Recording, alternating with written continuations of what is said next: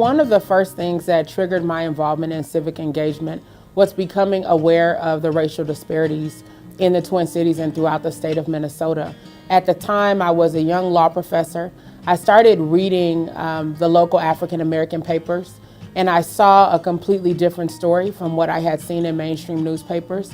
It caused me to reach out to people in the community and ask them specifically about their experiences as African Americans in the Twin Cities and some of the issues that they were encountering.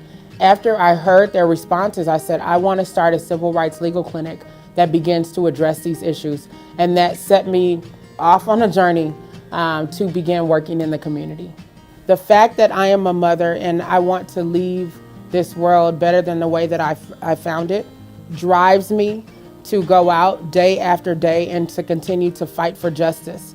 It may mean taking some hits. It may mean people being uncomfortable with being challenged about following the status quo. But at the end of the day, I want my children to know that I stood up and I fought for them. I fought for their rights. I fought for justice. I fought for their classmates, and I fought for their human dignity.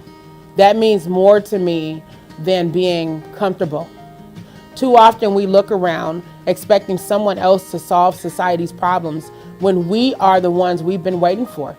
So there's no excuse for anyone to sit on the sidelines because there's so much work that needs to be done to address these issues. We can't continue to be complacent with the status quo. We see people of color falling through the cracks of society in terms of their socioeconomic levels and inadequate access to education. And it's time for us to wake up and do something.